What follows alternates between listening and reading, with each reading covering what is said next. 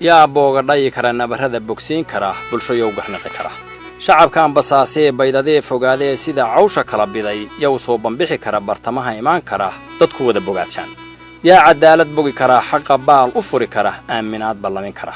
inta aan dadnimadii iyo derisnimada shacabkiiyo martisoorka deriskiyo sumadeenna deegaan la inkirin dunteennaba qolo kale la dabagelin ceeb loo dabaaldegin intaan diinta laga bixin culimadu dibbood noqon caqiidada la daba marin muslimnimo daciif noqon aakhire la duudsiin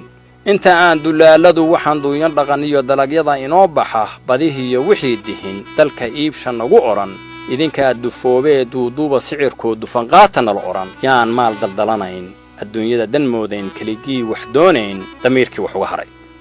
aayaha dibboodda ah noloshaan dayacanta ah yaan ugu ducaynaa damaanad noo samayn kara